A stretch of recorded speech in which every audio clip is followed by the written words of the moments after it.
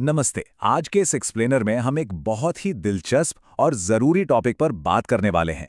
मानव विकास और उसको पावर करने वाली ऊर्जा के बीच का जो गहरा कनेक्शन है।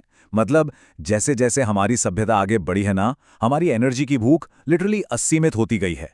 तो आज हम गहराई से समझेंगे कि आगे चलकर हमारे पास क्या क्या ऑप्शंस बचने वाले हैं। सबसे पहले एक बेसिक सा सवाल, क्या बिजली के बिना आज की लाइफ इमेजिन की जा सकती है? बिल्कुल नहीं, राइट? आज के टाइम में फोन की बैटरी सिर्फ 20% होने पर ही हमारी सांसें अटकने लगती हैं।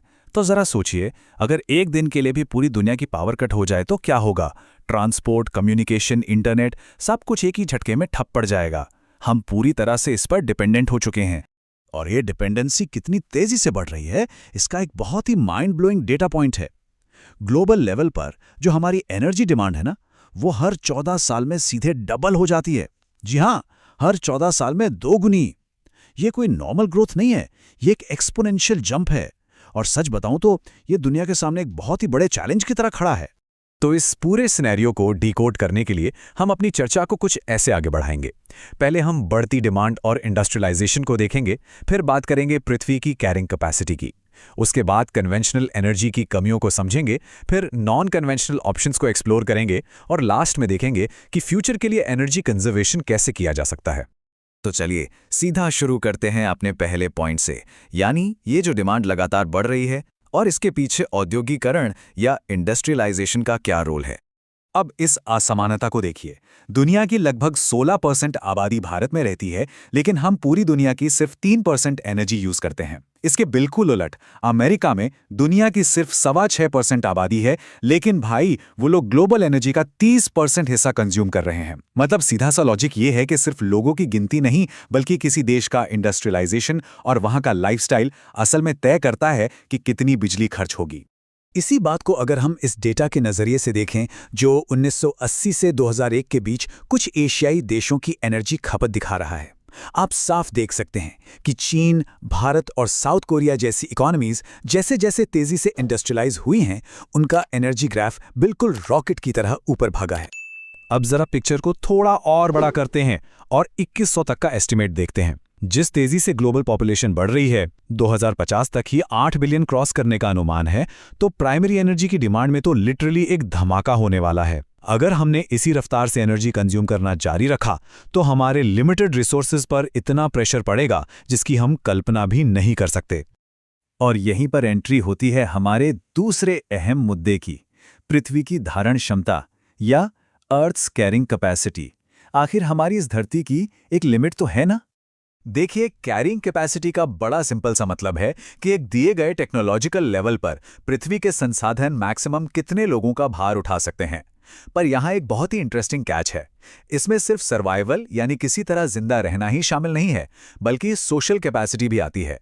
मतलब लोगों को सिर्फ जिंदा नहीं रखना है, बल्कि उन्हें एक अच्छी क्वालिटी ऑफ लाइफ, सही खाना, पानी और सोशल राइट्स भी मिलने चाहिए। वही असली सस्टेनेबिलिटी है। तो इस बैलेंस को अचीव करने में प्रॉब्लम क्या है? प्रॉब्लम आती है हमारे करंट एनर्जी सोर्सेज से। चलिए समझते हैं कि हमारी इस पारंपरिक या कन्वेंशनल एनर्जी की असली लिमिट्स क्या है। बात बहुत सीधी सी है।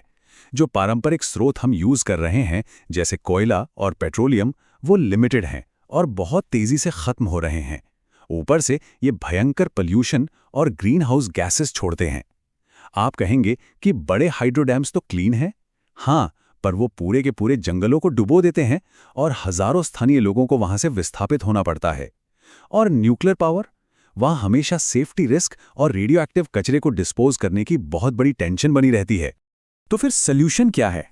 सॉल्यूशन यहीं से निकल कर आता है। एक तरफ हमारे पास कन्वेंशनल सोर्सेज हैं जो हाईली पोल्यूटिंग हैं, खत्म हो रहे हैं और बहुत सेंट्रलाइज्ड हैं। और दूसरी तरफ हैं नॉन कन्वेंशनल यानी गैर पारंपरिक विकल्प, जैसे सोलर, विंड और बायोगैस। ये रिन्यूएबल हैं, पर्यावरण को नुकसान नहीं पहुंचाते और सबसे बड़ी बात, इन्हें आसानी से डिसेंट्रलाइज किया जा सकता है। मतलब दूर दराज के उस गांव तक भी बिजली पहुंचाई जा सकती है जहां इसकी सबसे ज्यादा जरूरत है। अब जब हमें सॉल्यूशन पता चल गया है, तो चलिए इन शानदार गैर पारंपरिक और स्वच्छ ऊर्जा के विकल्पों को थोड़ा और करीब से देखते हैं। आप इस बात से एग्री करेंगे कि कभी-कभी सबसे इनोवेटिव सॉल्यूशंस बहुत ही लोकल होते हैं। जैसे ये सोलर कुकर जो बिना किसी धुएं या फ्यूल के सीधे सूरज की रोशनी से खाना पका देता है, या फिर ये बायोगैस प्लांट जो गांव में खेती के कचरे और गोबर को मीथेन गैस में बदल देता है। रूरल कम्युनिटीज को एम्पावर करने के लिए ये लिटरली गेम चेंजर हैं। और अगर हम बड़े स्केल की बात करें तो प्रकृति के पास असीम ताकत है। समुद्र की लहरों और ज्वार भाटे को यूज करके टाइडल एनर्जी बनाई जा रही है। और तो और जियोथर्मल पावर प्लांट्स पृथ्वी की बहुत गहराई में मौजूद उस ज्वालामुखी गर्मी का यूज करते हैं ताकि भाप से सीधे बिजली बन सके। ये ऐसे सोर्सेज हैं जो कभी खत्म नहीं होने वाले। अब जरा इस टेक्नोलॉजी को देखिए, हाइड्रोजन फ्यूल सेल। सच बताऊं तो इसकी वर्किंग किसी मैजिक से कम नहीं लगती।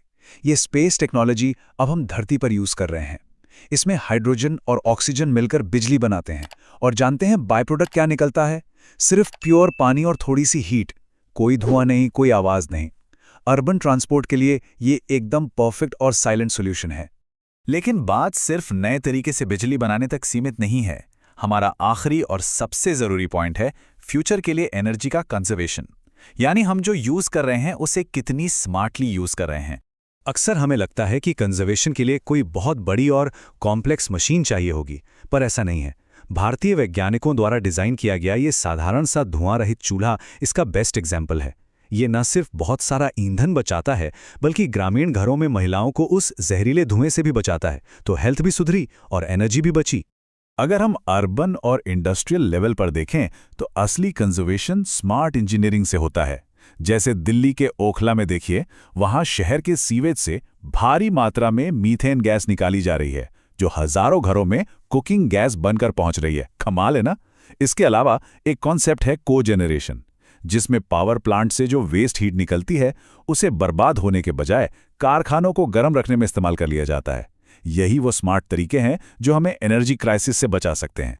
तो इस पूरे एक्सप्लेनर के बाद हम एक बहुत ही गहरे सवाल पर आकर रुकते हैं।